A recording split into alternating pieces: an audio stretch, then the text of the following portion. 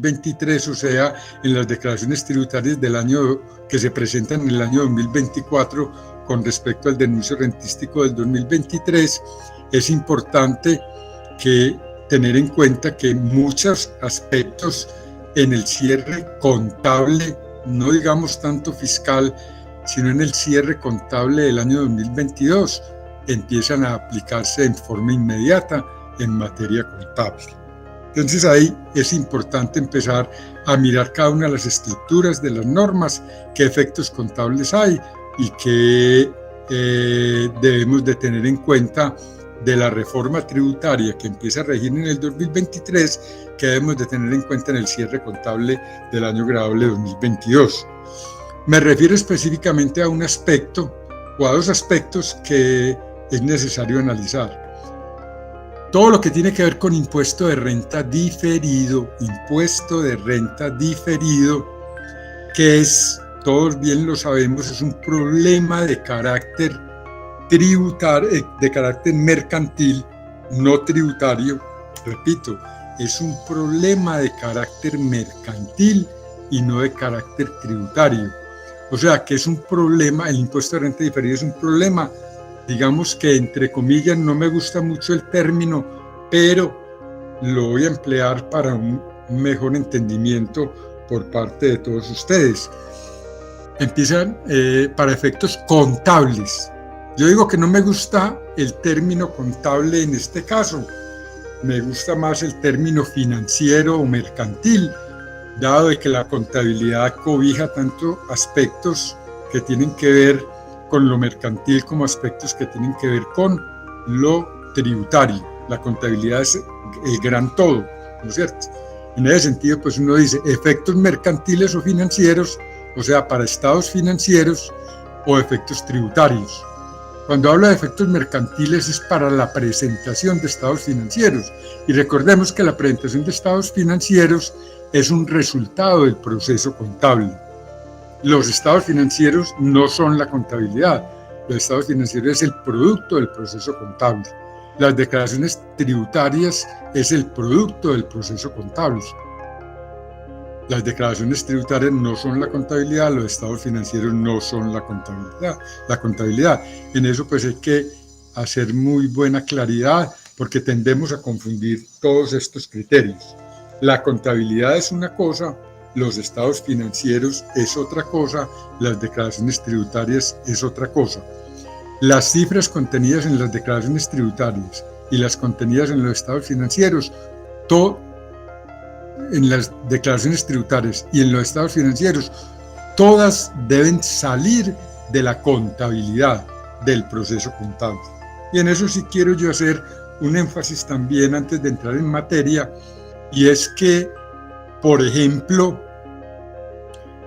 lo contemplado por el artículo 772 del Estatuto Tributario y reglamentado por el decreto 1998 indican que las conciliaciones fiscales, que son las que igualan las cifras de las declaraciones tributarias y los no de la contabilidad sino de los estados financieros, ¿sí? Las concilian. Todas esas conciliaciones deben surgir de la contabilidad, no deben surgir de una hoja de Excel, de un anexo, de un soporte a la declaración de renta. Eso no es suficiente y eso se puede leer del decreto reglamentario 1998 que está incorporado al capítulo 1.7 del decreto único reglamentario 1625, ¿sí? Bueno, el decreto único reglamentario en materia tributaria, ¿sí? Ahí está incorporado el capítulo de las conciliaciones fiscales y básicamente recordar que esas conciliaciones fiscales tienen dos elementos. Uno que es el reporte de conciliación, que es básicamente lo que incluimos en el formato 2516 y 2517, y el control de detalle. Y el control de detalle bien lo define el decreto reglamentario, que es un sistema de libre escogencia, de libre utilización por parte del contribuyente, pero mediante el cual se deben registrar las diferencias entre los ordenamientos mercantiles y lo contenido en el estatuto tributario que regula las declaraciones tributarias. Cuando dice deben registrarse, el único, ya en concordancia con los demás ordenamientos contables del país, la única forma válida de registro para efectos probatorios es los libros de contabilidad. ¿Eso qué significa? Significa que la conciliación fiscal debe estar registrada en la contabilidad. La conciliación fiscal no es un soporte a través de una hoja de Excel, porque eso pierde valor probatorio, ¿sí? Y nos podemos ver abocados a las sanciones por libros que contempla el mismo estatuto tributario. Entonces, muy importante eso. Ahora, decía que el impuesto de renta diferido es un problema mercantil. Perdón. Es válido también recordar que siendo un problema mercantil es el punto de encuentro entre la información contable versus la información tributaria. En el impuesto de renta diferido convergen la norma contable y la norma tributaria. Es donde las dos normas se encuentran. ¿Y por qué hago referencia al impuesto de renta diferido? Porque es que la reglamentación del impuesto de renta diferido tiene que ver en materia tarifaria y determinación del impuesto diferido, ¿sí? No del corriente, porque el impuesto corriente lo vamos a aplicar sobre las cifras del año 2023, pero el impuesto de renta diferido que vamos a aplicar al cierre del año gravable 2022 es el que se desprende de la reforma tributaria que está aprobando el gobierno nacional en el presente año. O sea que si hay un cambio tarifario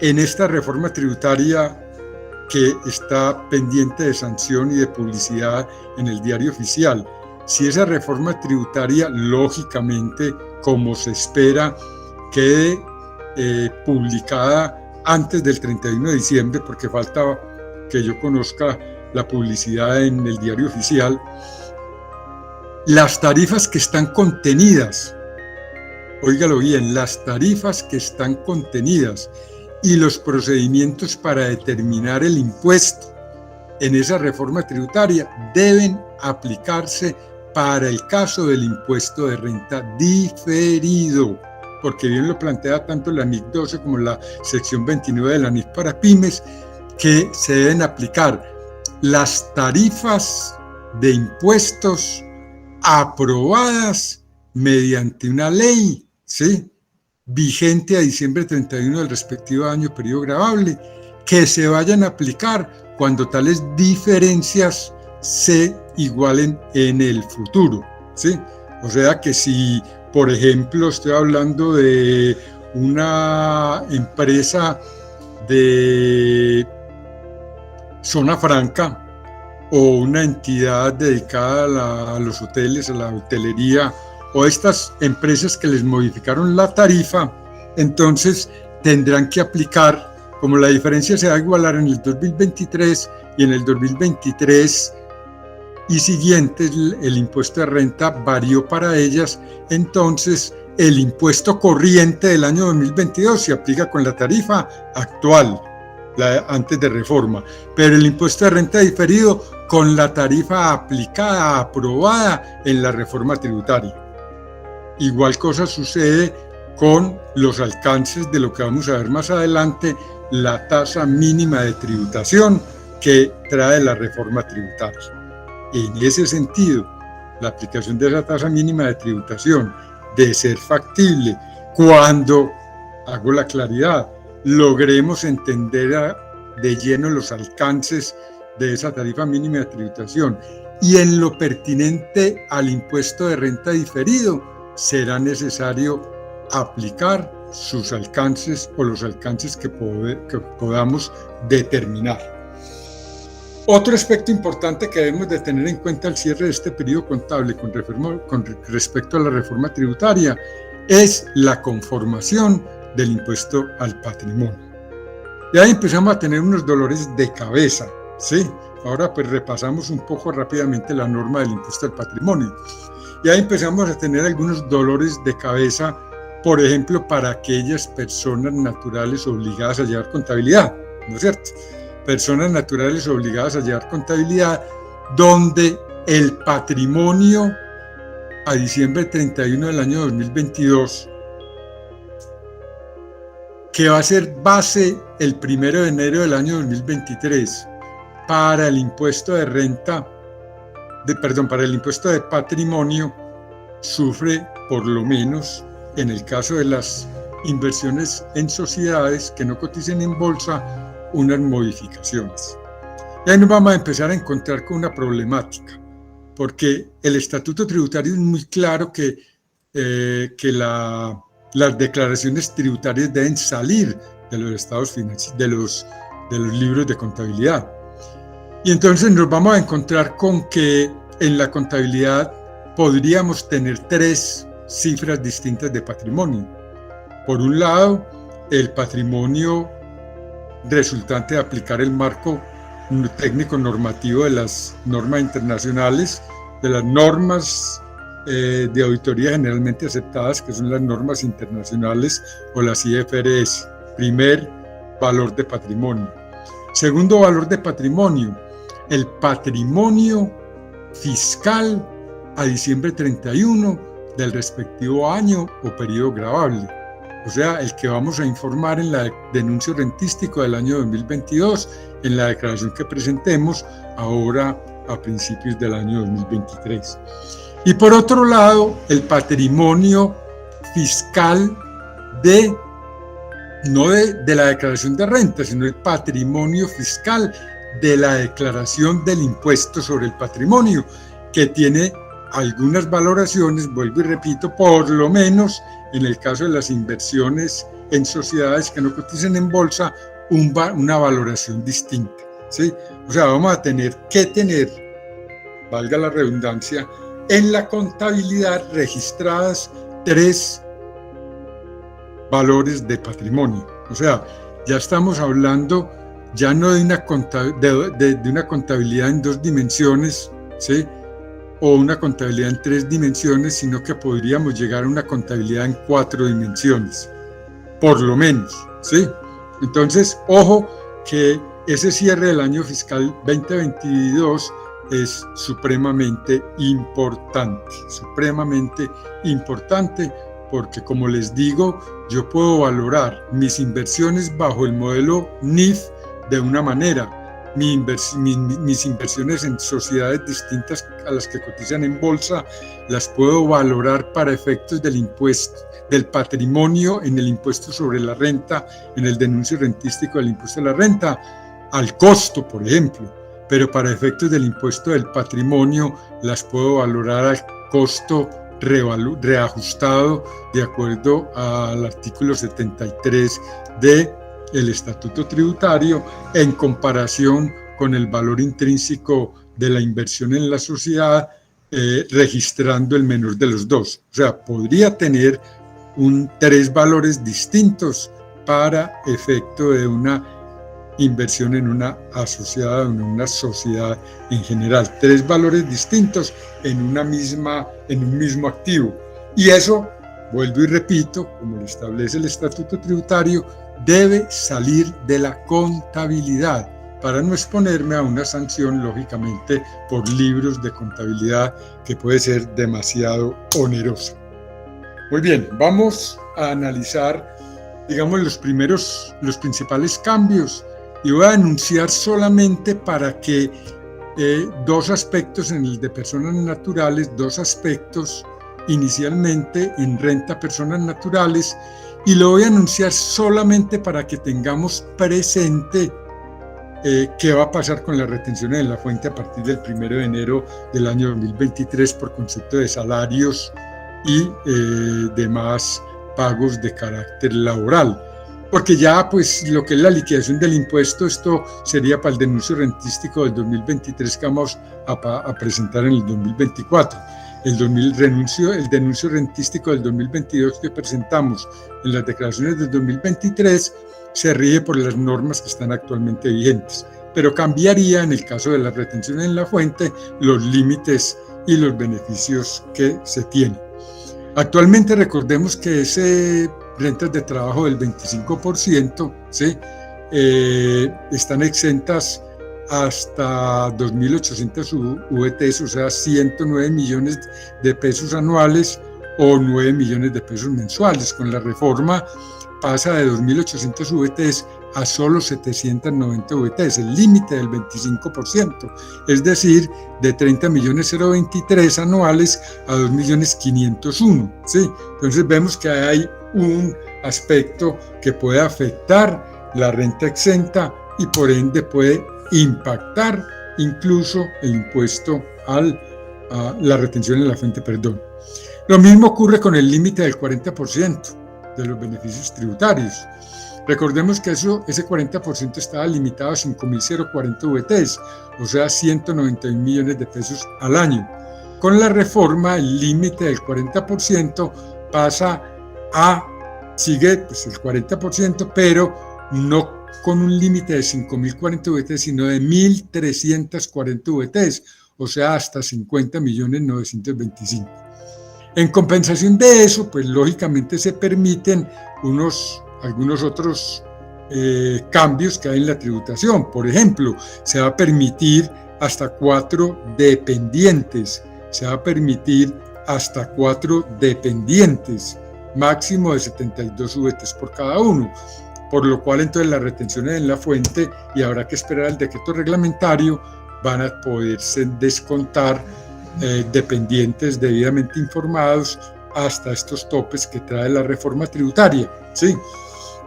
Y eso pues podría afectar la retención en la fuente a partir del 1 de enero del año 2023. Lógicamente habrá que esperar el decreto reglamentario para ver cómo habrá que certificar eso. Se van a permitir también unos costos presuntos del 1% en adquisiciones, máximo hasta 240 VTs, pero esto no nos va a afectar la retención en la fuente porque esto solamente se podrá determinar en el impuesto definitivo a diciembre 31 del año 2023. Ese descuento del 1% por adquisiciones no me va a afectar. Recordemos igualmente pues, que algunos otros beneficios tributarios en personas naturales pueden desaparecer o pueden perderse o se pierden pues básicamente para efectos de liquidar ese impuesto, ¿sí? Hay otro cambio que también es importante en términos de seguros de vida, que pasan de la exención de 12.500 VTs a 3.250, ¿sí? Y eso pues lo traigo a colación para que ustedes hagan la evaluación de si estos seguros de vida pues cómo se tienen que reconformar o reorganizar en las organizaciones para que puedan producir estos, pues puedan saber ustedes a qué se atienen en el momento de la aplicación de él. Tratamiento en ganancias ocasionales, ¿sí? Miremos algunos cambios en estas ganancias ocasionales. Ya sabemos que la tarifa de la ganancia ocasional sube al 15%. Finalmente, en la reforma tributaria queda por fuera de la cédula general y se liquida en forma individual a una tarifa del 15%. Pero hay unos cambios en los límites de las ganancias ocasionales. Por ejemplo, en la venta de casa o apartamento hasta 7.500 VTs que estaba, o sea, 285 millones de pesos, sube a el límite del 10%, pues se limita a 5.000 VTs, o sea, 190 millones 020. Ese límite del 10% de exención condicionado lógicamente a que eso se deposite en cuentas AFC y sean destinados a la adquisición de otra casa o otro apartamento de habitación o el pago de créditos hipotecarios. Y esto pues para que tengan presente qué va a pasar cuando ustedes vayan a vender su casa durante el año graduable de 2023, para que miren cómo pueden manejar el tema de la venta. Y les repito, la ganancia ocasional pasa al 15% en tarifa. y cambian algunos otros exenciones o límites que más adelante veremos. En el caso de las sociedades, ¿sí?, y entidades nacionales o extranjeras que tenían una tarifa de ganancias ocasionales del 10, igualmente pasa al 15%, ¿sí?, pasa al 15%, ¿sí?, y en las personas naturales, ¿sí?, de la tabla del 241, las personas naturales extranjeras sin residencia para sociedades o entidades extranjeras pasa al 15%, ¿sí?, como estaba establecido pues en la normatividad anterior. Digamos que en general eso, ahorita retomo el tema del impuesto de patrimonio, que también es de aplicación casi inmediata, pero que es importante tenerlo en cuenta para el cierre del año 2022, en el caso de personas naturales. Miremos algunos cambios en el impuesto de las personas jurídicas. Dicen los promotores de la reforma tributaria que las personas jurídicas poco las va a afectar a las personas jurídicas en general. Y yo digo que eso no es tan cierto. Si bien la tarifa general se mantiene en el 35%, ¿sí?, hay unos cambios en los beneficios tributarios y hay un tema que todavía estamos patinando con él, de la tarifa mínima o tasa mínima de tributación. Entonces se mantiene la tarifa del 35%, ¿sí?, pero se modifican algunas tarifas especiales. Se eliminan las tarifas especiales excepto la tarifa del 9% para empresas industriales y comerciales del Estado. Se modifica la tarifa especial para hoteles, parques temáticos de ecoturismo y agroturismo a un 15% por un término de 10 años y para empresas editoriales al 15%. Ellas tenían una tarifa del 9%, entonces sube al 15%. Vuelvo y repito, este cambio en el sistema tarifario afecta el impuesto diferido del año 2022. Ya, por ejemplo, la ANDI ya le mandó al Ministerio de Hacienda una comunicación para que aplique lo mismo que aplicamos ilógica, pues, que aplicamos en forma ilógica el año anterior cuando las tarifas subieron o venían subiendo paulatinamente.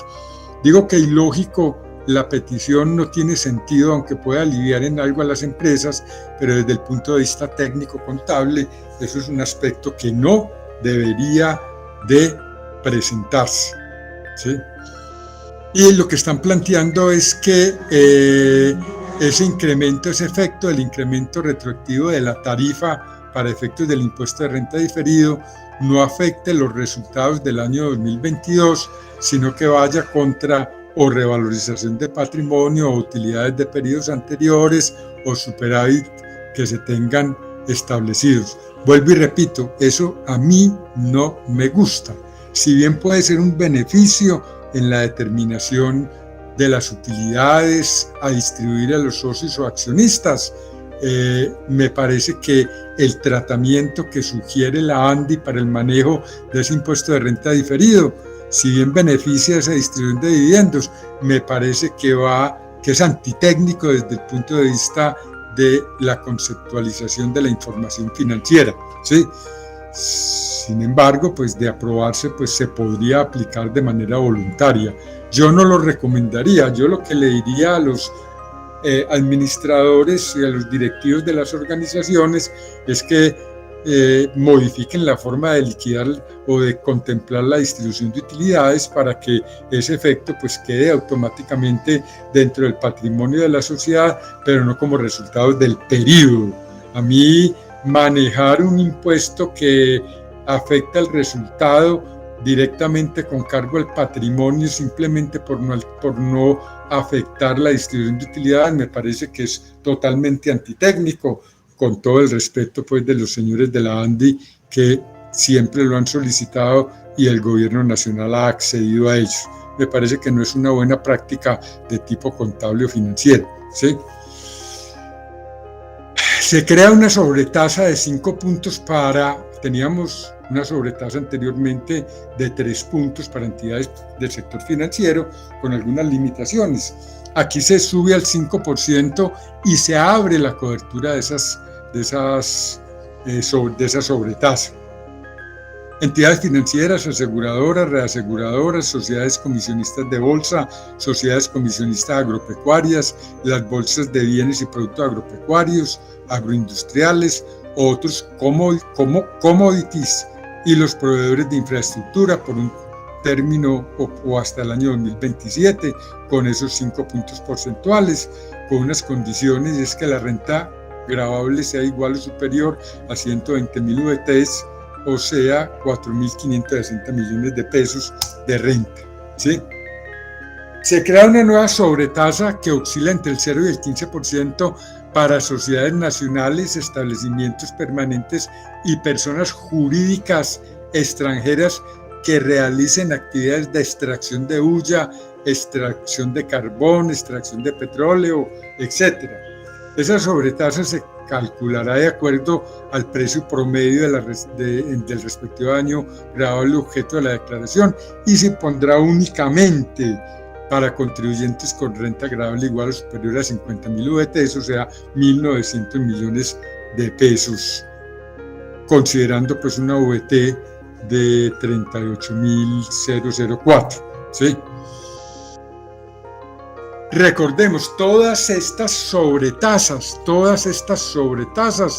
son objeto de impuesto de renta diferido. Si calculo impuesto de renta diferido al 35%, debe calcular impuesto de renta diferido de la sobretasa, ¿sí?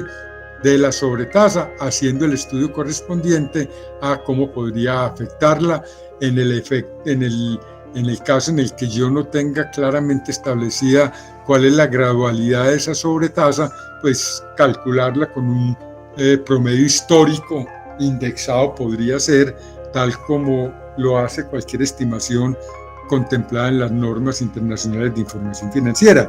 Es decir, yo no sé cuánto va a ser la renta líquida gravable del año 2025. Si yo no tengo planeación tributaria y no tengo un presupuesto tributario a mediano o largo plazo, pues entonces calcúlelo con comportamientos históricos ajustados e indexados para poder determinar un rango o una tasa específica o trabajar con los rangos que establece la reforma tributaria actual.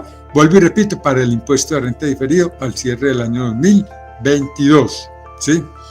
Se impone una sobretasa de 3 puntos para los contribuyentes cuya actividad económica principal sea la generación de energía eléctrica a través de recursos hídricos hasta el año 2026, cuando tengan una base igual o superior a 1.140 millones de pesos de base gravable o 30.000 VTs. Muy bien. Importante es que esas sobretasas se van a liquidar con anticipo, ¿sí? O sea, no tengo que esperar el año gravable 2023 para diciembre 31 para liquidar la totalidad de la tasa, sino que se van a liquidar a través de anticipos durante el año gravable 2023. Eso es muy importante tenerlo en cuenta. Y en el tema más complejo, para mí en las personas naturales, que estamos todavía en estos momentos estudiando, reestudiando, volviendo a estudiar, y nos llevará todas estas festividades de Navidad para poder tratar de entender este enredo que hizo la reforma tributaria.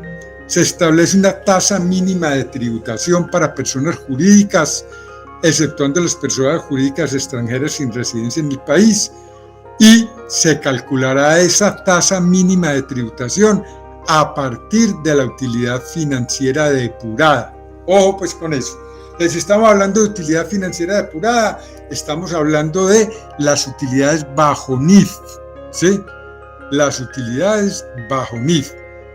Dice utilidades financieras, ¿sí? Recordemos que el marco conceptual de las NIF trae como ganancia o como resultado, que es su equivalente al término que nosotros denominamos utilidad, trae que la utilidad desde el punto de vista del marco conceptual, la utilidad se compone o se estructura a través de dos grandes componentes, ¿sí? una utilidad por actividad y una utilidad por valoración. La utilidad en realidad es toda. La utilidad es el crecimiento del patrimonio de un periodo a otro, distinto de los aportes de capital y las disminuciones a través de distribuciones de dividendos o capitalizaciones, bien sea directamente al capital o al superávit de capital por prima en colocación de acciones. Todo lo demás, los demás componentes son utilidad desde el punto de vista del marco conceptual de las normas internacionales de información financiera. Entonces, la primera pregunta que uno se hace es cuál es la utilidad financiera depurada que hace alusión a la reforma tributaria. ¿Sí? ¿Es la utilidad por actividad o es el total de la utilidad? Desde el punto de vista hermenéutico, me da a mí mucho pesar tener lo que decir, pero desde el punto de vista hermenéutico, a no ser de que salga un decreto reglamentario explicando el concepto, sería la utilidad total, o sea, el crecimiento del patrimonio, después de descontar aportes de capital, superávit de capital como consecuencia de una aportación de los socios o la misma distribución de dividendos. O sea, que sería tanto la utilidad por actividad como la utilidad por valoración. Sí, lógico que aquí hay una depuración que nos puede empezar a mostrar algunos efectos distintos. ¿Sí? Esperar que el decreto reglamentario que salga nos aclare pues la situación, porque esto es importante, la tasa mínima de tributación, para poder hacer algunos cálculos incluso al cierre del año grabable 2022. ¿Cómo se calcula esa tasa mínima de tributación? La tasa mínima de tributación se establece a través de la relación que existe entre determinando la tasa de tributación depurada, ¿sí? Determinando la tasa de tributación depurada.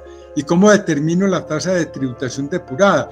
Eso no es más, eso le cambiaron el nombre, pero en última instancia eso se llama tasa efectiva de tributación. Tasa efectiva de tributación.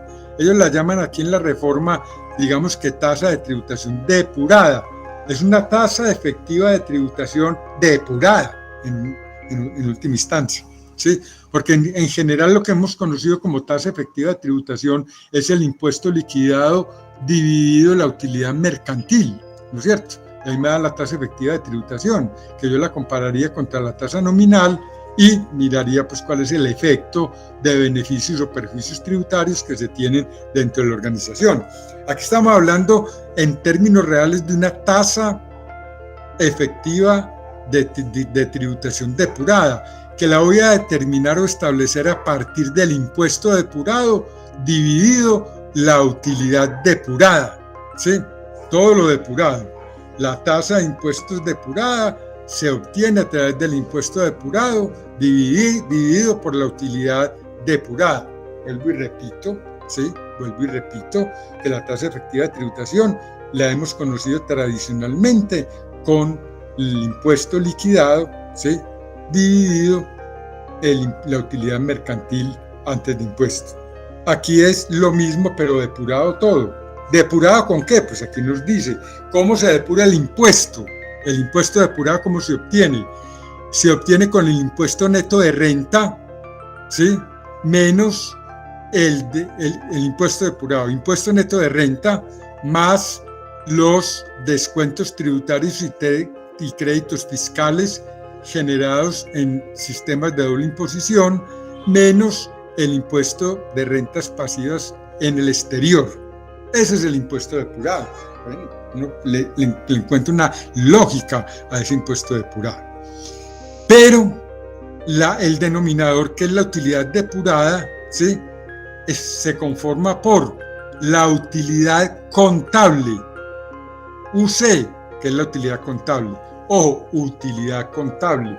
Vuelvo y repito, habrá que esperar el reglamentario, porque la utilidad contable bajo el modelo de las NIF es el crecimiento del patrimonio, excluyendo de él las capitalizaciones directas a aportes de capital o vía superávit vía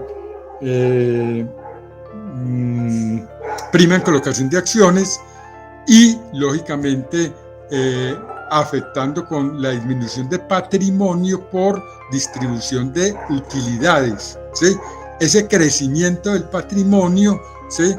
Ese crecimiento del patrimonio lo conforman la utilidad por actividad más la utilidad por valoración o el otro resultado integral. A esa utilidad contable le sumamos las diferencias permanentes que aumentan la renta líquida gravable. Diferencias permanentes que aumentan la renta líquida gravable. Entonces, cuando nosotros leemos diferencias permanentes, ¿sí?, tenemos que ir a buscar en la NIC 12 o en la sección 29 de la NIC para pymes, que son diferencias, que las diferencias entre la aplicación del ordenamiento mercantil y el ordenamiento tributario está conformada por diferencias permanentes y diferencias temporarias. Diferencias permanentes que pueden aumentar la renta líquida gravable o disminuir la renta líquida gravable, o diferencias temporarias que aumentan la renta líquida gravable o disminuyen la renta líquida gravable, ¿sí? Entonces, cuando me dicen diferencias permanentes que aumentan la renta líquida gravable, yo lo único que encuentro es que en general, y en el modelo que yo propongo con el profesor Rafael Franco de contabilidad tributaria, un enfoque de armonización, el enfoque de armonización, nosotros definimos que lo tributario, la ecuación de lo tributario es igual a lo forense, o sea, las actividades financieras de la organización, de flujos financieros, más o menos las ficciones y presunciones tributarias, y que por su parte las normas internacionales, los estados financieros bajo normas internacionales son básicamente lo forense más o menos valoraciones y estimaciones y reconocimientos bajo NIF especiales, ¿sí? Entonces uno encuentra que las diferencias originadas en ficciones y presunciones tributarias son las diferencias permanentes en un alto porcentaje de ellas, ¿sí? Dentro de ellas, ¿qué podemos nosotros encontrar como diferencias permanentes? Podemos encontrar como diferencias permanentes, voy a hacer una relación muy rápida, una enunciación muy rápida de ellas. Podemos encontrar ingresos no constitutivos de renta ni ganancia ocasional, podemos encontrar los ingresos teóricos, los costos no imputables, los gastos no deducibles, los costos y gastos teóricos, podemos encontrar las rentas exentas, ¿sí? Y entonces ahí habría que empezar uno a clasificar cuáles de ellas aumentan la renta líquida gravable, cuáles de ellas disminuyen la renta líquida gravable. Entonces uno encuentra que los ingresos no constitutivos de renta y ni ganancia ocasional lo que hacen es disminuir la renta líquida gravable, que los gastos no deducibles aumentan la renta líquida gravable, que los costos no imputables aumentan la renta líquida gravable, etcétera. Habría que hacer pues todo su análisis, y ahora vemos cómo eso en el formato 25 y 16 la Diana ha venido trabajando en destaparnos toda esta información que la va a empezar a utilizar no solo para esta limitación en la tasa impositiva, sino que también la empieza a afectar para efectos de control tributario. La va a empezar a utilizar para efectos de control tributario, y ya sabemos que la administración sí sabe para dónde va con esa información que nos ha venido pidiendo a través del formato de conciliación fiscal 2517. ¿Sí? A través de ese formato, la administración tributaria nos está empezando ya a solicitar información que le va a servir a ella de control tributario. Muy bien. ¿Qué más afecta esa utilidad depurada?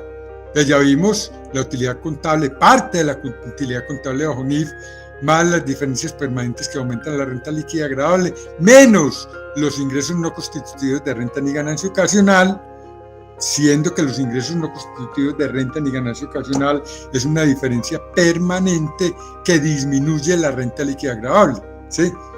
Menos el valor del ingreso por el método de participación para aquellas inversiones que se permitan desde el punto de vista mercantil aplicar el método de la participación patrimonial, ¿sí? En algunas controladas de acuerdo a lo que plantean las normas internacionales de información financiera, menos el valor de los ingresos por ganancias ocasionales, menos las rentas exentas derivadas de los sistemas de doble imposición, menos las compensaciones de pérdidas fiscales. Ahí obtenemos la utilidad depurada, Entonces ya tenemos el impuesto depurado y tenemos la utilidad depurada. Dividimos el impuesto depurado con la utilidad depurada y obtenemos una tasa de tributación depurada. Esa tasa de tributación depurada, cuando sea inferior al 15%, se deberá determinar el valor del impuesto a adicionar para hasta alcanzar la tasa del 15%. O sea, hay una renta teórica, hay un ingreso teórico que me permite aplicar como mínimo una tasa efectiva de tributación del 15%, ¿sí? La tasa mínima de tributación no se aplicará, entre otros, a las personas que se rijan por lo previsto en el artículo 32, ¿sí? Y que tiene que ver pues con algunos tratamientos preferenciales que hay para ese tipo de empresas. Muy bien. Miremos el formato 2516, ¿sí?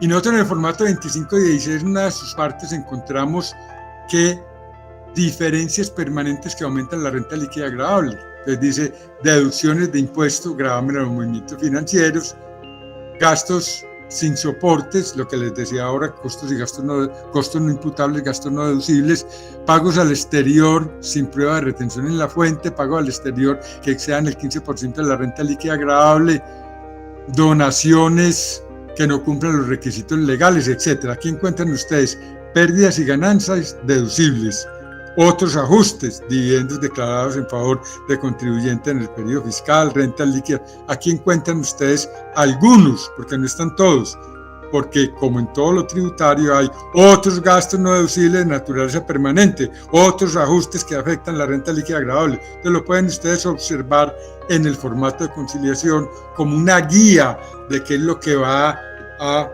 aplicarse, qué es lo que va a sumarse para poder determinar la utilidad depurada,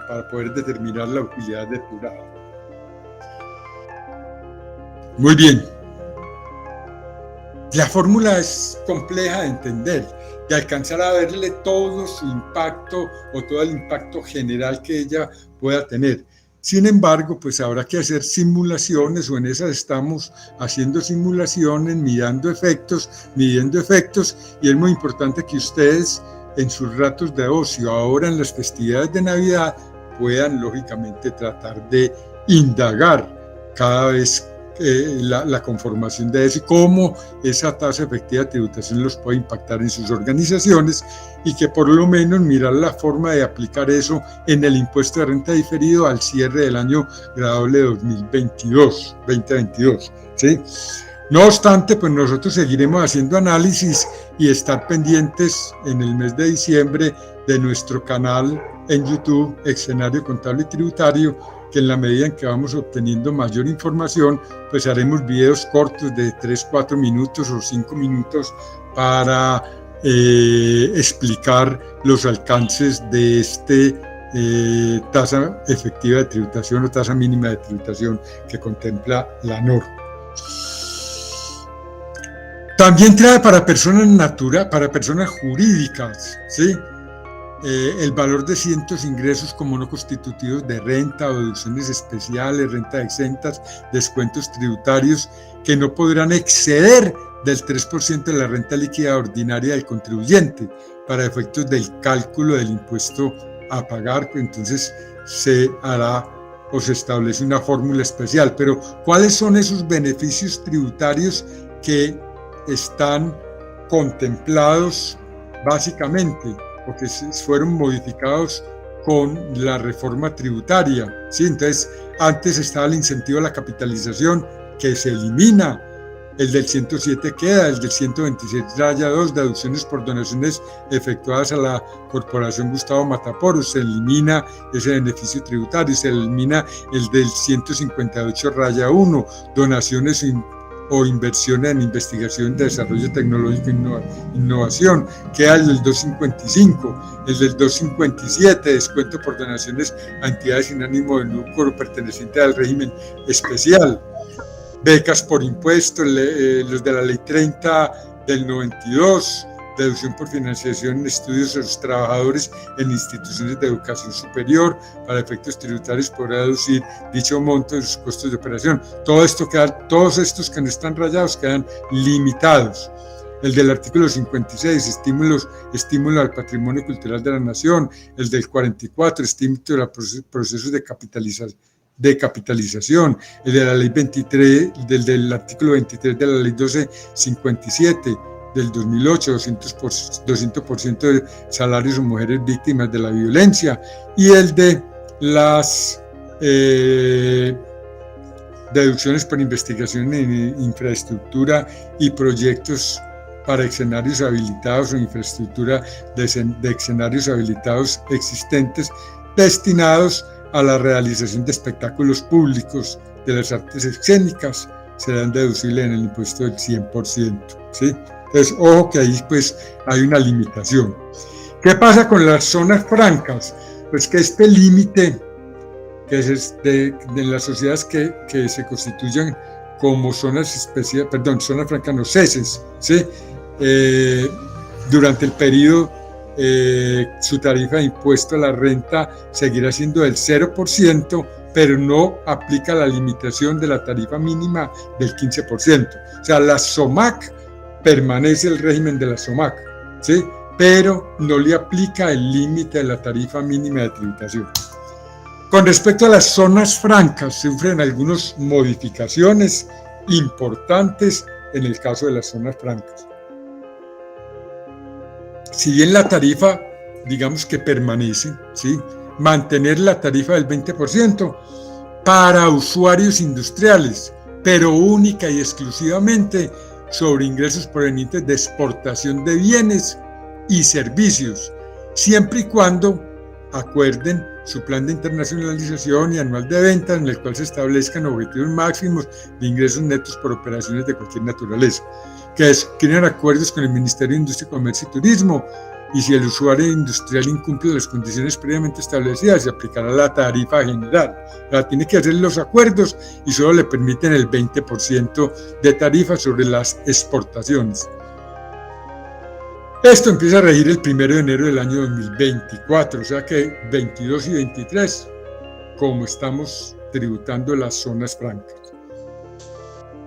Los ingresos provenientes de actividades distintas a la exportación de bienes y servicios serán grabados con la tarifa general del 35%. Se aplica la tarifa del 35% a los usuarios comerciales de zonas francas. Ahí no hay beneficio. Para los contribuyentes usuarios de zonas francas que tienen suscritos contratos de estabilidad jurídica, la tarifa que es acordada en el correspondiente contrato de estabilidad jurídica se mantiene el beneficio. Las tarifas de impuesto de renta aplicables a zonas francas costa fuera, usuarios industriales de servicios portuarios, usuarios industriales de zonas francas especiales, cuyos objetos sea la refinación de combustibles, y usuarios industriales que presten servicios logísticos será del 20%. ¿Sí? Entonces, miren que en personas naturales, personas jurídicas, sí hay cambios importantes. El más importante y el más trascendental que yo observo es el cambio que se genera a partir de la tasa mínima de tributación. ¿Qué pasa con los dividendos en las personas jurídicas? pues los dividendos en las personas jurídicas tenían una retención en la fuente del 7.5%, ahora pasa al 10%, ¿sí? En aquellas que hubieran sido consideradas como ingreso no constitutivo de renta ni ganancia ocasional, conforme al artículo 3 el numeral 3 del artículo 49 del Estatuto Tributario. Entonces ya la tarifa de retención en la fuente no es el 7.5, sino el 10, pero cuando son no grabadas. Cuando son grabadas, pues hay otro procedimiento diferente. Para establecimientos permanentes y sociedades extranjeras, la tarifa que era del 10% pasa al 20%, ¿sí? Cuando provengan de utilidades que hayan sido distribuidas a título de ingreso no constitutivo de renta ni ganancia ocasional. Aquí pues digamos que mejoró la situación con respecto a los proyectos de ley inicialmente presentados, donde los dividendos tenían unos efectos importantes y digamos que demasiado progresivos. Venta de acciones que cotizan en bolsa. Recordemos que había un límite para que fueran ingresos no constitutivos de renta ni ganancia ocasional, siempre y cuando la enajenación se generara en acciones que no superaran el 10% de las acciones en circulación. Eso disminuye al 3%, con lo cual, pues lógicamente, este tipo de actividades se van a ver afectadas sustancialmente, ¿sí? Deducción por impuestos pagados. Aquí hay otro cambio importante que afecta a las organizaciones, que afectan sustancialmente a las personas jurídicas. Y ese cambio tiene que ver con los impuestos, la deducibilidad de impuestos, ¿sí? Recordemos que en general el impuesto de industria y comercio lo podemos tomar o como deducción o como descuento tributario del 50%. Ese descuento tributario se elimina y ya todo queda como deducible el efectivamente pagado. Entonces tiene un doble efecto. Primero, nos eliminan el descuento tributario del 50%, y segundo, pues que ya venimos desde hace mucho tiempo con la discusión ya perdida con la administración tributaria a través de las reformas tributarias, y es que desaparece para el impuesto, o ha venido desapareciendo lo que en otrora se llamaba la causación para las personas obligadas a llevar contabilidad, que en la actualidad es devengo o acumulación, ¿sí?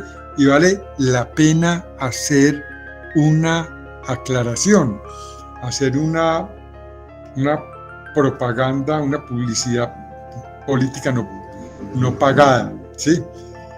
Y es que devengo no es lo mismo que causación. Acumulación o devengo es lo mismo, pero acumulación o devengo no es lo mismo que causación a la luz de los marcos tributarios actualmente vigentes en Colombia. Entonces, lo que muchos escuchan en algunos portales, leen por noticias o noticias de prensa, o escuchan en los diferentes portales de que el problema de acumulación o devengo es lo mismo que la causación. No, señores, acumulación o devengo no es lo mismo que causación. Lean el parágrafo primero del artículo 22-1 del Estatuto Tributario, y en una lectura exegética de ese artículo nos encontramos que causación no es lo mismo que devengo.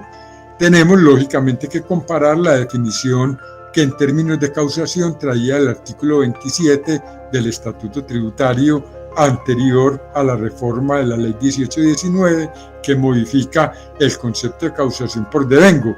Y nos encontramos con que para que haya devengo tiene que satisfacer los criterios de definición y de reconocimiento de los elementos activos, pasivos, ingresos, costos, gastos y patrimonio contenidos en los nuevos marcos técnicos normativos en Colombia, o sea, las NIF. O sea, que acumulación, que causación tiene una parte que es igual a devengo, y es en qué momento debe reconocer el hecho económico, ¿sí? Pues, aunque no se haya pagado, debe reconocerlo, aunque no haya un flujo financiero, ¿sí? Que nazca una obligación, lógicamente. Pero además tengo que vincular la definición del elemento para que haya reconocimiento como devengo. Situación que no traía el concepto de causación. La causación no tenía que satisfacer definiciones, criterios de definición ni de reconocimiento. El devengo, de acuerdo a ese artículo 22-1 del Estatuto Tributario, tiene que consultar los criterios de definición y de reconocimiento para cada uno de los elementos que conforman los estados financieros o las declaraciones tributarias, ¿sí? Que son los mismos elementos. Tenemos que consultar las definiciones. Y un ejemplo claro y simple es el concepto que está involucrado en materia tributaria, en materia de NIF, con respecto a, por ejemplo, en la definición de activos. La definición de activos, un elemento clave es el control y el riesgo, mientras que en materia tributaria el control y el riesgo es totalmente modificado o es modificado en algunos elementos, en algunas clases de los elementos, porque en materia tributaria prima no el control, sino la propiedad y la propiedad jurídica. Sin embargo, pues hay unas excepciones que habrá que estudiar a lo largo o analizar a lo largo del Estatuto Tributario para poder identificar en cada uno de los elementos, y vuelvo y repito, en cada uno de los elementos, qué diferencias de reconocimiento y de definición existen. Y hago la aclaración, ¿cuáles son los elementos que traen las NIF de los estados financieros? Pues activos, pasivos, patrimonio, ingresos, costos y gastos.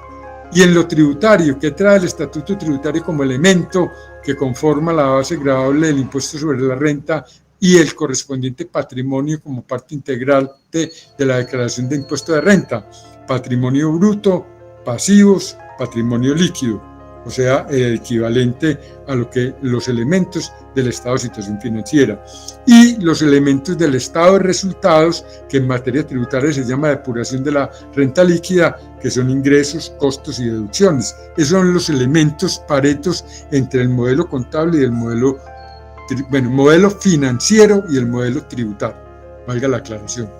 En ese sentido nos encontramos pues que se sale de la norma del devengo los impuestos y prima lo pagado, y que solamente son reconocidos, ya no hay descuento tributario en el ICA, sino que todo es reconocido como deducción, pero con limitaciones.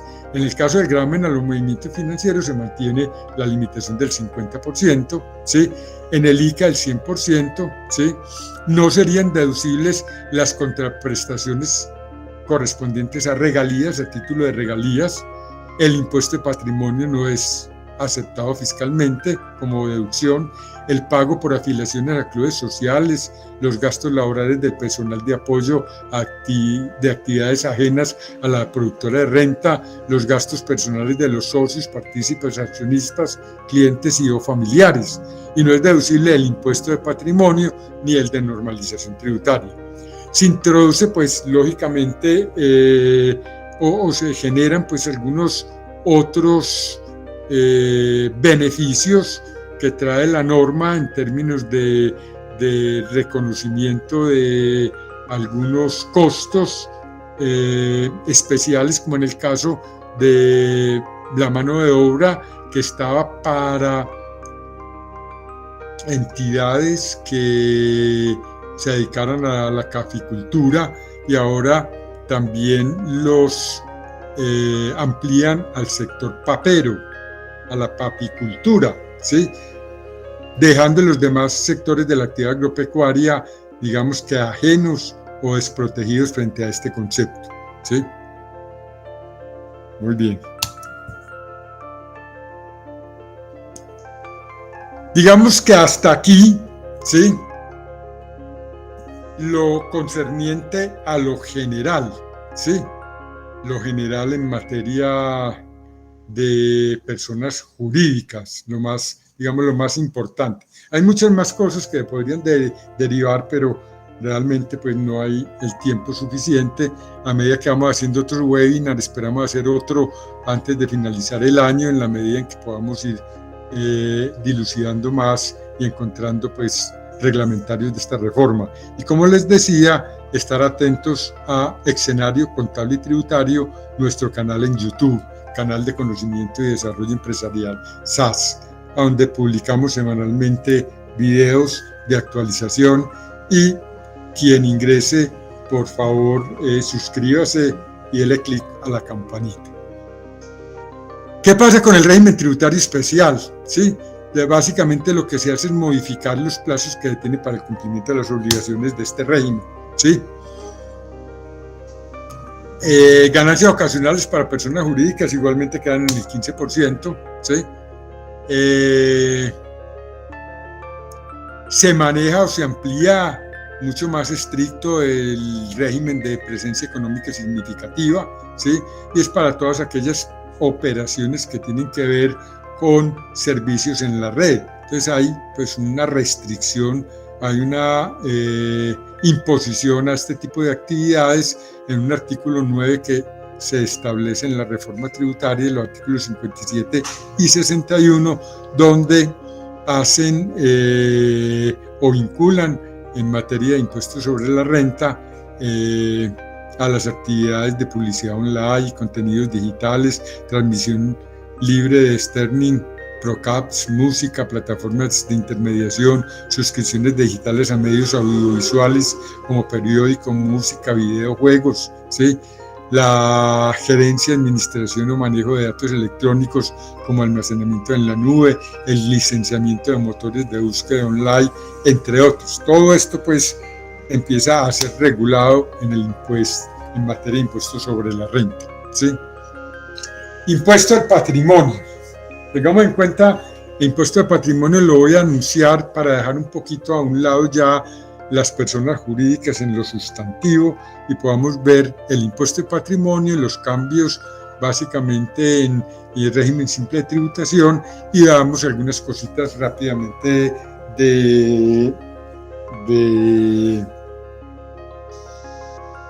un procedimiento tributario, algunos beneficios que hay y que hay que empezar a proyectar y a aplicar adecuadamente desde ya.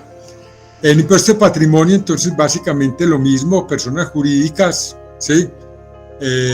Básicamente la base gravable, bueno, hago una aclaración, el impuesto de patrimonio es un impuesto antitécnico que desde el punto de vista de los sistemas tributarios avanzados, incluyendo los de la OSD, los de la OCDE, pues no son tan recomendables, pero que dejan algunos réditos importantes, criticado totalmente por muchos esquemas tributarios por violatorio de algunos principios fundamentales que pueden llevar a la doble tributación o a la doble imposición. La base gravable de patrimonio líquido poseído el 1 de enero de cada año, ¿sí? En enero 1 de cada año, excluyendo como patrimonio no gravado las primeras 12.000 VTs, o sea 456.000 millones de pesos de el valor del patrimonio neto de la casa o apartamento de habitación, y sería pues básicamente lo excluido del impuesto del patrimonio. El hecho generador de la posesión de patrimonio líquido superior a 72.000 VTs, que a VTA 38.004 da 2.736 millones de pesos aproximadamente. Se crean dos esquemas tarifarios, uno que rige desde el 2023 hasta el 2026 y otro del 2027 y siguientes. El de 2023 a 2026 con 3 escalas, una que va de 0 a 72.000 VTs con 0%, de 72.000 a 122.5%, excluyendo los primeros 122.000 VTs, y de 122 a 239 el 1%, excluyendo los primeros 122.000 VTs, y más de 239.000 al 1.5%, vuelvo y repito, hasta el año 2026. A partir del 2027 quedan 3 tarifas, ¿sí? De 0 a 72, de 72 a 122 y de 122 en adelante con el 0, el 0.5 y el 1% respectivamente sobre el exceso como tarifa marginal, ¿sí? Muy bien, ese es un cambio importante. Pero otro cambio muy importante en el impuesto de patrimonio es lo que tiene que ver con la conformación del valor de las inversiones en sociedades que no cotizan en bolsas de valores. Dice la norma que las acciones o cuotas de interés social de entidades nacionales que no coticen en bolsa de valores de Colombia o en una de reconocida idoneidad internacional, la base gravable correspondiente será el costo fiscal actualizado anualmente de acuerdo con el incremento porcentual del IPC contenido en el artículo 73 del Estatuto Tributario, o sea, en esa tabla que el decreto reglamentario saca cada uno de los años, ¿sí? Donde explica el valor patrimonial de las inversiones en sociedades y en la columna siguiente el valor patrimonial de la propiedad raíz. Con esa tabla se actualizará el valor de las acciones, el costo de adquisición de las acciones, ¿sí? Pero esa tabla se aplica solamente a partir del año 2006. Todas las inversiones adquiridas antes del año 2006, incluyendo las del 2006, se le aplica la tarifa del 2006 al año gravable, que actualiza al año gravable correspondiente, año 2022, 2023, etc. ¿Sí? Las del 2007 con la tarifa respectiva y así sucesivamente hasta que las del mismo año pues básicamente se actualizan solamente con el IPC del respectivo año periodo gravable, ¿sí? Esto es un aspecto importante porque esto sí difiere. Recordemos, aplicar el artículo 73 es optativo en el impuesto sobre la renta. Yo diría que en este momento yo prefiero que lo apliquen igual para renta que para impuesto de patrimonio, ¿sí? Lo apliquen los contribuyentes para lo uno y para lo otro, porque pues ¿para qué vamos a tener impuestos de patrimonio, valores patrimoniales distintos? No le veo ningún otro impacto, pero bien puede el contribuyente básicamente no ajustarlo para la declaración del impuesto sobre la renta, ¿sí? Ahora, eso tiene un límite, ¿sí? Y es que si el costo fiscal de las acciones que no coticen en bolsa es superior al valor intrínseco, se tomará el último como base gravable. Si el costo fiscal es superior, se toma el valor intrínseco. Si el valor intrínseco es superior, se toma el costo fiscal reajustado, ¿sí? Ahora, ¿cómo determinamos el valor intrínseco? Eso es lo grave. El valor intrínseco se determina a partir del valor del patrimonio contable. Esto pues es un error. Patrimonio contable no, del patrimonio financiero, del patrimonio bajo NIF, porque contable es tanto lo tributario como lo mercantil o financiero, ¿sí? Básicamente el patrimonio bajo NIF es el que me va a proyectar a determinar el valor intrínseco para poder compararlo con el costo ajustado de esta manera. Esto puede afectar sustancialmente a las personas naturales. Quiere decir esto que entonces necesariamente tenemos que reportar a nuestros socios accionistas para que ellos, personas naturales, tienen que declarar impuesto de patrimonio. Tengo que reportar el valor intrínseco bajo NIF en nuestro certificado de declaración tributaria y hay que certificarlo antes del vencimiento del impuesto de patrimonio, que recordemos se liquida el 1 de enero del año 2023 y siguientes, 1 de enero de cada año gravable, empezando por el año 2023. Habrá que certificarlo. Si el impuesto de patrimonio se declara antes de marzo, pues tendremos que tener los estados financieros conformados bajo NIF antes del 31 de marzo y hacer las asambleas correspondientes para poder certificar el valor patrimonial de la inversión a nuestros socios o accionistas, personas naturales, su valor intrínseco. Para las acciones o cuotas de interés de entidades nacionales que sí coticen en bolsa de valores de Colombia o en una de reconocido idoneidad, lógico, reconocida por la Dirección de Impuestos y Aduanas Nacionales, la base gravable corresponde al valor promedio de las cotizaciones de mercado en el último año o fracción de año, inmediatamente anterior a la fecha de causación del impuesto de patrimonio. Y vuelvo y repito, esta valoración es solo para efectos del impuesto de patrimonio, ¿sí? Y lo mismo ocurre con las valoraciones de los trusts o cualquier otro negocio fiduciario en Colombia, que si tiene acciones debe de valorarse de la misma manera, ¿sí? Muy bien. Cambios importantes en procedimiento para que dejemos tan siquiera 15 minuticos de preguntas, 4 o 5 preguntitas, y podamos estar terminando en la hora que teníamos estipulada. Ineficacia de las declaraciones de retención en la fuente, contemplado en el artículo 78 de la reforma. Las declaraciones de retención en la fuente presentadas sin pago total serán ineficaces, pero si el pago no supera 10 VTs 380.040, dicha condición podrá subsanarse en un año desde el vencimiento del plazo para declarar. O sea, interesante lo de la ineficacia, pero muy bajito el valor, 10 VTs no son nada, pues una declaración de retención en la fuente, ¿sí? Y si hay ineficaces antes con la expedición de esta ley, entonces se puede subsanar la ineficacia antes del 30 de junio del año 2023, pero siempre cuando sean inferiores a 10 VTs. Ineficacias pasadas, eso es muy poquito, realmente no es un beneficio tan importante. Sanción por no enviar información, aquí sí hay unos cambios interesantes. Recordemos que había una multa que tenía un tope de hasta 15.000 VTs. En esto pues trabajaron todas las organizaciones gremiales de la profesión.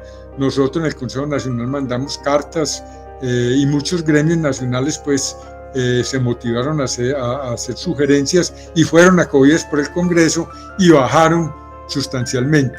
Ya no es el tope 15.000 VTs, sino el 50%, 7.500 VTs. Y vuelvo y repito, esto es una norma de procedimiento que tiene aplicación inmediata. Los porcentajes de las sanciones disminuyen cuando, por no enviar información que era el 5%, disminuye al 1%, por envío de información errónea baja al 0.7%, que estaba en el 4%, o el de envío extemporáneo, que estaba en el 3%, baja al 0.5% cuando se envía la información extemporánea. Cuando no haya base para liquidar la sanción será el 0.5% de una VT, ¿sí? 19.000 pesos por cada dato no entregado sin superar el límite. Antes estaba en el 0.5% de los ingresos netos, ¿sí? Si el obligado subsana antes de que la administración notifique sanción, podrá reducir la sanción al 50% o al 70% si se subsana después de 2 meses de notificada la sanción.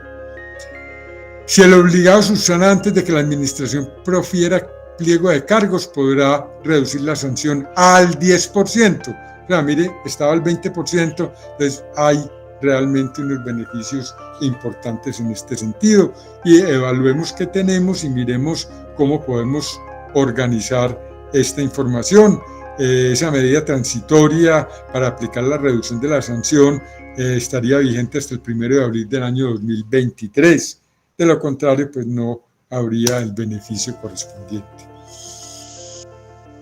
Otros cambios en procedimiento tributario. Entonces hay otros cambios importantes en el procedimiento tributario que podrían tener o que tienen aplicación inmediata y que debemos de tener en cuenta, lógicamente, para el cierre y la evaluación de nuestra información financiera a diciembre 31 del año 2022. Porque recordemos, muchos de estos cambios en procedimiento tributario pueden afectar estimaciones contables bajo NIF en el año gravable 2022, ¿correcto? Se consideran acuerdos de pago sin garantía cuando no sean superior a 1 año y el contribuyente no haya incumplido facilidades para pago durante el año anterior a la fecha de la presentación de la solicitud. Aquí entonces, si cumple esta condición, pues mi estimación contable puede ser menor. Se amplió el alcance de la norma de las rentas exentas de ingresos no constitutivos de renta y la reducción de las tarifas, ¿sí? También pues una norma de procedimiento importante. Para obligaciones que se paguen totalmente al 30 de junio del 2023 y las facilidades de pago que se le celebren hasta la misma fecha, la tasa de interés moratorio será el 50% de la estipulada en el artículo 635 del Estatuto Tributario. Otro beneficio importante que había que aprovechar y que nos pueden afectar las estimaciones contables al cierre del año grabable 2022. Quienes hayan presentado declaraciones por periodicidades equivocadas al 30 de noviembre del 2020 podrán presentar las declaraciones dentro de los 4 meses siguientes sin pagar sanción ni interés de mora. Recordemos que por ahí pues había una sentencia ya de la Consejo de Estado que pues lógicamente habría que armonizar con lo que se reglamente sobre la materia por parte de la Administración Tributaria una vez se apruebe esta reforma tributaria. Los omisos que presenten declaraciones pendientes al 31 de diciembre del año 2022 y hasta el 31 de diciembre del 2022 podrán reducir la sanción por extemporaneidad en un 60% después de aplicar las reducciones legales y la favorabilidad y la tasa de interés del 60%. Esto también aplica para correcciones que presenten inexactitudes. ¿Sí? Muy bien. Digamos que en términos de procedimiento, estas son las normas que podemos tener de aplicación, que se pueden aplicar en forma inmediata. Como vemos, no podemos esperar hasta diciembre 31 o al año entrante para estudiar la reforma tributaria. Yo los invito a que juiciosamente leamos el proyecto de reforma tributaria, analicemos los efectos, analicemos todas las implicaciones que tiene al cierre del año grabable 2022, ¿sí? Porque nos pueden afectar la estructura financiera de nuestras organizaciones, nos pueden afectar los estados de situación financiera y el estado de resultados a diciembre 31 del respectivo año, ¿sí? Lógicamente, pues a través del Consejo Nacional de Contadores Públicos y en común acuerdo, en alianza estratégica con Conocimiento y Desarrollo Empresarial, SAS, en el mes de enero, a finales de enero, cuando tengamos todo más depurado, estamos enviándoles información para un seminario taller de cierre contable, con todas las implicaciones ya más detalladas, con casos y con ejercicios que se puedan hacer o desarrollar en términos de la reforma tributaria y otros aspectos pues que es necesario que ustedes vayan teniendo en cuenta antes de cerrar en el mes de febrero o marzo, lo más pronto posible, la información del año grabable 2022. Porque muchas cosas de la reforma tributaria nos pueden afectar los resultados de este año o periodo grabable. Igualmente, pues también en el primer trimestre del próximo año, igualmente en alianza estratégica entre Conocimiento y Desarrollo y el Consejo Nacional de Contadores Públicos, estaremos pues haciendo un seminario de la reforma tributaria y lógicamente estamos preparando pues toda nuestra agenda. Yo no sé si Dayana ya tenga por ahí nuestro cronograma de actividades de seminarios, sí, que vamos a desarrollar en el primer semestre del año entrante, entre ellos pues declaraciones de renta, personas naturales, jurídica, exógena, reforma tributaria, cierre contable muy al principio. Tenemos proyectado planeación tributaria, tenemos proyectado trabajar el tema de impuesto de renta diferido, que es muy importante, sí, muy importante. Nosotros tratamos de hacerlo. Por favor, apaguemos la cámara, compañero. ¿Quién es? Gabriela, ¿quién es? Gloria Valencia. Apaguemos la cámara, por favor. Gracias. Planeación tributaria, control tributario, bueno, tenemos una serie de estados financieros, tenemos una serie de eventos que saben ustedes que en el Consejo Nacional de Contadores los eventos son de muy bajo costo, entonces los invitamos para que dentro de su agenda, dentro de su programa de capacitación que tengan proyectado para el año entrante, tenernos en cuenta tanto a Conocimiento y Desarrollo Empresarial, SAS, como al Consejo Nacional de Contadores Públicos, que en estas áreas pues trabajamos de común acuerdo, trabajamos en alianza estratégica. Yo le pido a Dayana que cuando tenga la programación o un borrador de la programación, se la enviemos a los asistentes el día de hoy para que efectivamente... Si deseas la puedo mostrar, ya que la tengo a la mano. Si quieres, muéstrala y después se los enviamos a los correos de los que participaron hoy. Mientras la puedes proyectar, mientras vamos resolviendo algunas inquietudes que tengan los asistentes para dar finalizado en 15 minuticos con el evento. Muchas gracias, Dayana. Adelante, si hay preguntas, Dayana, para que por favor me comuniques.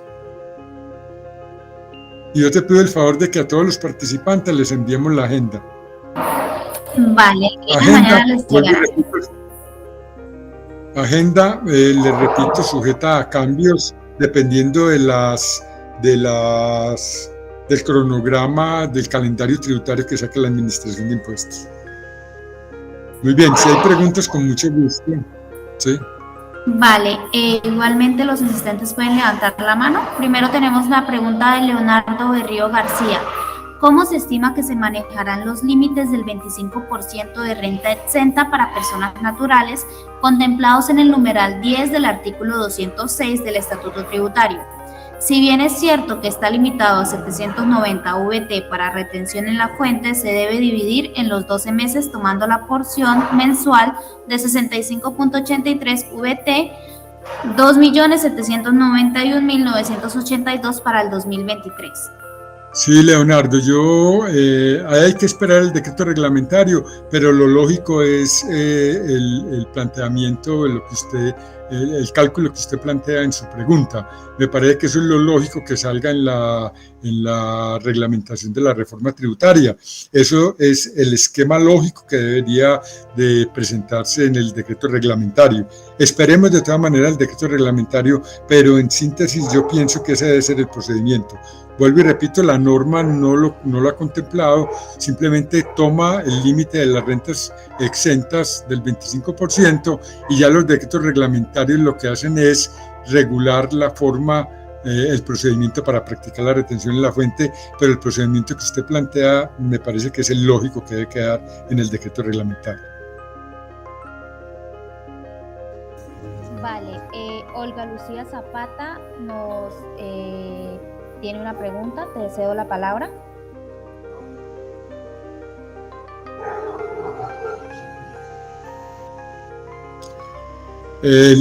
Por ahí pregunta Ana María Araujo Villarreal, ¿cuál podría el nombre de el canal en YouTube?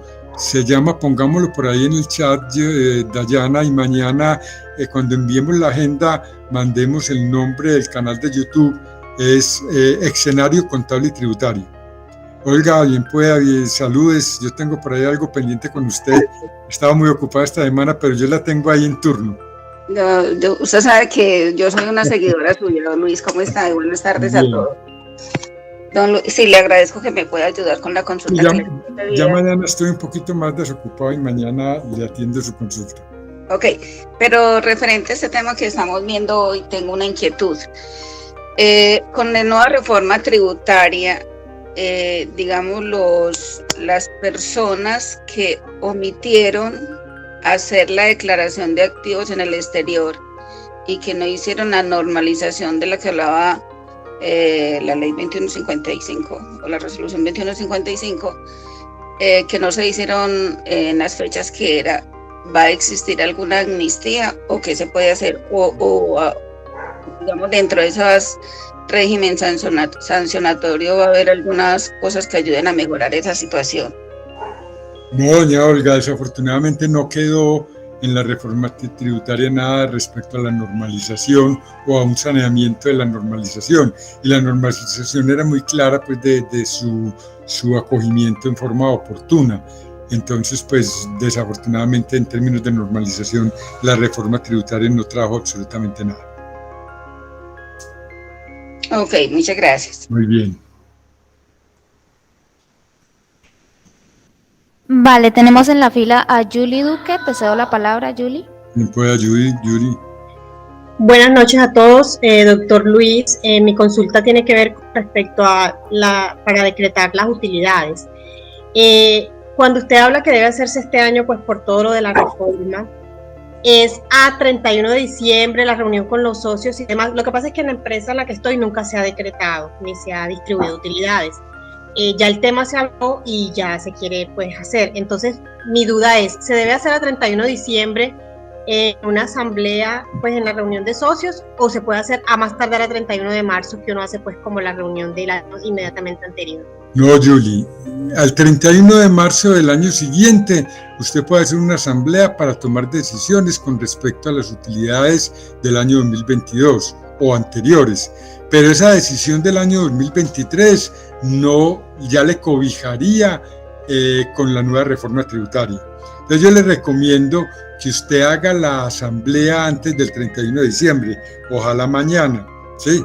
La pueda citar y hacer, bueno, tiene que citarla entre los términos legales y hacer todo el procedimiento legal para que la distribución de utilidades, pero de utilidades no del año 2022, sino anteriores al 2022, puedan surtir efecto con respecto a la aplicación de normas tributarias vigentes a diciembre 31 del 2022. Entonces, no puede tomar decisiones por las utilidades del 2022, pero sí puede tomar decisiones con respecto a utilidades de años anteriores al 2022 y las debe de hacer la asamblea antes del 31 de diciembre del respectivo año gravable, porque recordemos que el artículo 27 y 28 del Estatuto Tributario, como excepción al concepto de la causación, del devengo, los dividendos se entienden devengados en el momento en que sean abonados en calidad de exigibles, ¿sí? En el año previo-gravable en que sean abonados en calidad de exigibles. Si usted lo deja para marzo del 2023, ya le quedan abonados en calidad de exigibles en 2023 y en el 2023 ya está aplicando las normas de la reforma tributaria. Entonces mi recomendación es, cuanto antes cite a la asamblea dentro de los términos legales y haga la correspondiente asamblea para que haga la distribución de utilidades antes de diciembre 31 de este año. Muchísimas gracias. Julie, que sea muy clara la forma y los términos en que tienen que quedar redactada esa acta para que no vaya a ser después afectada o glosada por la administración tributaria. Tiene que ser muy clara la redacción del acta, en el sentido de que son utilidades de qué años, en cada año qué era grabado, qué no era grabado, y cuándo se abonan en calidad de exigibles y cuándo se van a pagar. No necesariamente tienen que pagar en diciembre, antes de diciembre 31, pero sí debe quedar muy clara el acta de junta de socios para que no vaya a ser glosado después por la administración tributaria. Muchas gracias. Mucho gusto. Vale, tenemos una pregunta de Mercedes Uribe. Mercedes, te cedo la palabra. Mercedes. Mercedes. Si no, siguiente y después volvemos a Mercedes. Si buenas noches. Buenas noches. Mercedes, adelante. ¿Cómo ha estado? Una pregunta. ¿La reforma tributaria contempló beneficio de auditoría? No contempló beneficio de auditoría. Ah, bueno, gracias. Ok. Vale, si algún otro asistente tiene una pregunta, puede levantar la mano para contestarle. Tenemos una pregunta de Omar Dulce. Te cedo la palabra, Omar. Sí, buenas noches. Primero que todo, pues muchísimas gracias, doctor. Mi pregunta es, ¿el artículo 640 tiene alguna limitante con esta reforma? Artículo 640, no tengo a la memoria el 640. El de la reincidencia en cómo se reducen las sanciones, doctor. Ah, la reincidencia, sí. En la reincidencia, claro, en la reincidencia para efectos de las sanciones no hay una modificación expresa. Hay en reincidencia en aspectos de carácter penal, sí, que cualquier actividad, cualquier problema tributario que conlleve delitos de carácter penal, si hay reincidencia por segunda vez, tiene alcance penal, de lo contrario no, pero en el resto no tiene ningún otro alcance. Gracias, doctor. Muy bien. Vale, tenemos una pregunta de Freddy Cáceres. Te cedo la palabra, Freddy. Muy buenas noches para todos. Esto referente a la ineficacia de la No le escucho, Freddy. Respecto a las ineficacias de las declaraciones de pretensión en la fuente, nos podría, no sé, orientar un poquito más, darnos un poquito más de amplitud sobre los contenidos en la reforma tributaria. No, básicamente ahí no hubo nada, es que tiene que ser ineficacias con retención en la fuente inferiores a 382.000 pesos. Entonces, si usted tiene retención en la fuente, declaraciones no presentadas, ¿sí? Que son ineficaces, preséntelas y pague siempre y cuando sean inferiores a 380.000 pesos, como está establecido en la norma. De resto, no hay ningún otro procedimiento.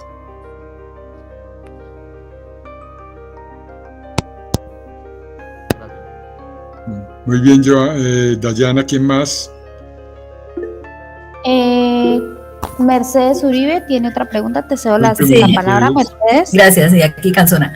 Esto, en virtud de la pregunta anterior, o sea, continúa el tema de que las declaraciones de rentas superiores pues a los 380.000, sí, porque ahí están mencionando eso, ¿se pueden quedar debiendo los 2 meses siguientes o también? Sí, está establecido. Está igual. Sí, eso quedó igual. Bueno, muchas gracias. Vale, tenemos una pregunta de Ligia Estela. Te cedo la palabra, Ligia. Hola, no, qué pena, ella ya la hizo. Era sobre la pretensión en la fuente, si teníamos nosotros que conservar los 2 meses, pero ya la acabaste de responder.